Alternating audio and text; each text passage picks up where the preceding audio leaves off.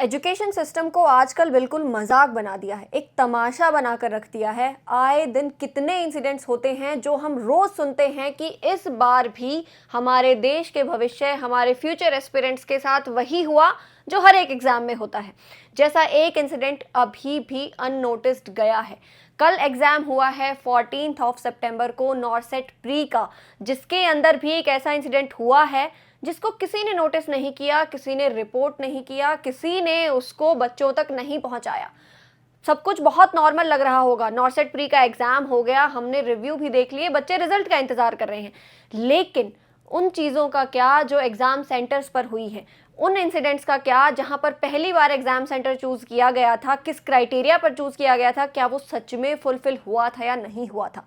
Last year भी नॉर्सेट pre के exam में प्रॉब्लम आई थी और ऑल ओवर इंडिया ही 2 घंटे पेपर लेट हुआ था। सिर्फ उसकी वजह से ना जाने कितने एस्पिरेंट्स का कॉन्फिडेंस लूज हुआ और शायद वो उसी वजह से प्री भी क्वालिफाई नहीं कर पाए। चाहे बच्चे हों, एस्पिरेंट्स हो या टीचर्स हो, कोई भी नॉर्सेट से तो ऐसी उम्मीद नहीं करता है। हर कोई यही सोच रहा था कि नॉर्सेट तो शायद फेयर रहेगा, अनबायस्ड रहेगा और नॉर्सेट के टाइम पर ऐसी कोई भी प्रॉब्लम नहीं आएगी।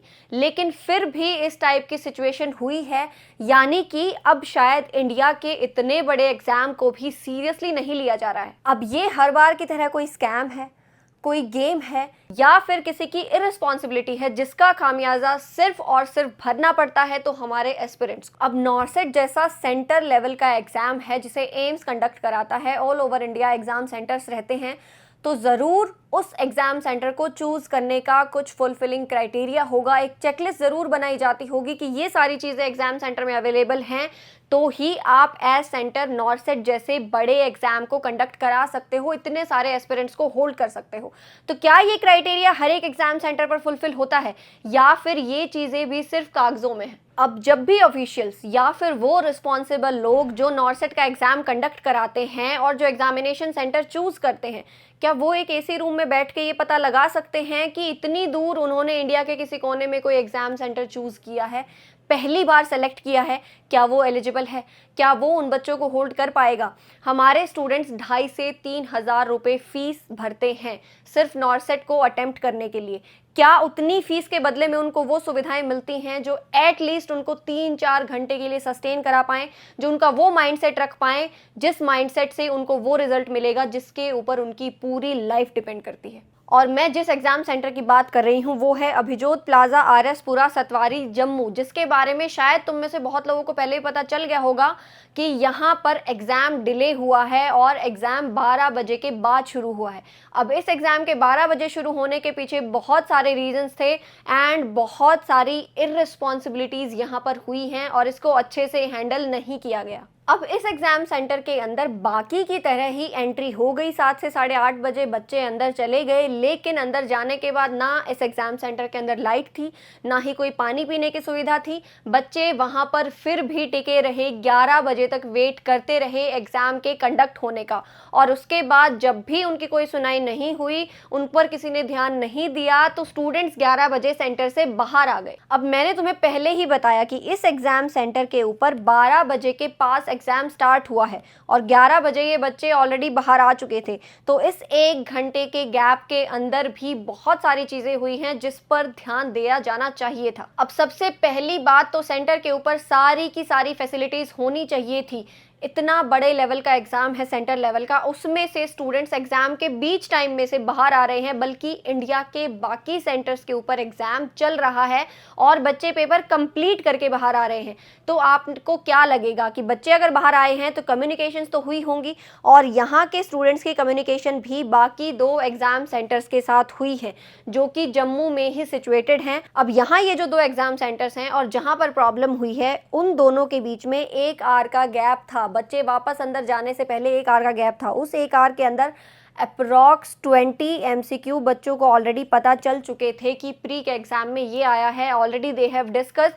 तो मेरे हिसाब से रिजल्ट पर भी इससे इफेक्ट आएगा। अब श्रीनगर के ही एक स्टूडेंट ने इस टाइम पीरियड के बीच में 20 अप्रॉक्स एमसीक्यूज को शेयर किया है। उसके स्क्रीनशॉट भी इस वीडियो के एंड में आपको दिख जाएंगे। उस एग्जाम सेंटर की वीडियोस भी आपको ये वीडियो के एंड में दिख जाएंगी, ताकि किसी प्रूफ की और किसी शक की गुंजाइश ना रहे। अब आप क्या सोचते हैं, इस इंसिडेंट्स को किस तरीके से हैंडल किया जा सकता था? क्या और ज़्यादा केयरफुलनेस के साथ इसे हैंडल किया जाना चाहिए था?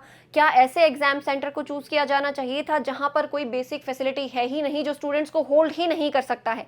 या फिर ये किसी एक इंसान की लापरवाही है, पूरे सिस्टम का फेलियर है? लेकिन किसी का भी फेलियर हो, किसी की भी लापरवाही हो, किसी भी वजह से ये चीज़ें हुई हो, इसका इफेक्ट आएगा सिर्फ और सिर्फ स्टूडेंट्स के फ्यूचर पर। अब ऐसा सिर्फ एक एग्जाम सेंटर पर हुआ है तो ये हाईलाइट बन गया और हमने भी इसे आप तक पहुंचाया। आप लोगों को भी बहुत सारी जगह से पता चल गया होगा। लेकिन ऐसे इंसिडेंट्स जहां पर बेसिक फैसिलिटी बच्चों को नहीं मिलती है, हर दूसरे एग्जाम सेंटर का यही हाल है। किसी भी एग्जाम सेंटर को बिना एलिजिबिलिटी चेक किए हुए, बिना सुविधाएं चेक किए हुए चूज़ किया जाता है।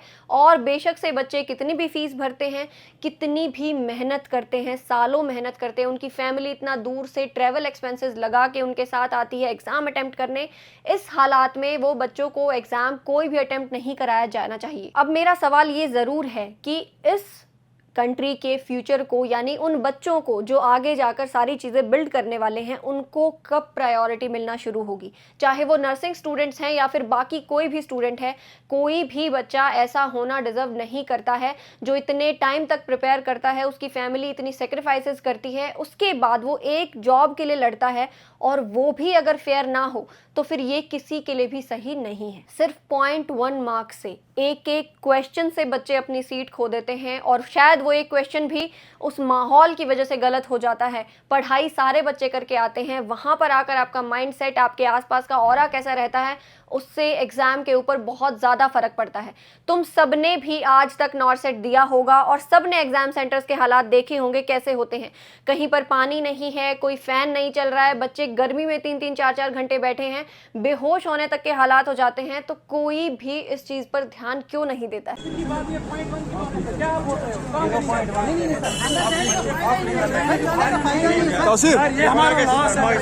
नहीं सर, ये पूरी हमारी पूरी मेहनत का 3,000 फीस देंगे सोपोर का एग्जाम।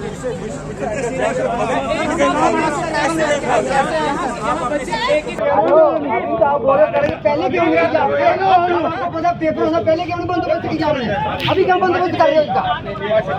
जब पता आपको 1 महीने से पहले पता चल पेपर होना हमारा फ्यूचर सर, जिसलिए क्यों बंदोबस्त नहीं करके रखा आपने? 3 घंटे से सर, 1 महीने पहले पता क्यों बंदोबस्त करके नहीं रखा आपने? बंदोबस्त है, एक बार कोई बंदोबस्त नहीं होता। अब इस टाइप की चीजें होती हैं तो सिस्टम पर क्वेश्चन बनता है। बच्चे भी क्वेश्चन करते हैं, फैकल्टी भी क्वेश्चन करती है। एंड हम हमेशा ही इस टाइप की चीज़ों में अपने स्टूडेंट्स के साथ खड़े हैं, हमेशा हमारा सपोर्ट आपके साथ है। एंड आप इस इंसिडेंट के बारे में या इस टाइप के इश्यूज़ के बारे में क्या सोचते हो, ये मैं तुम पर छोड़ती हूँ। मुझे कमेंट में ज़रूर बताना।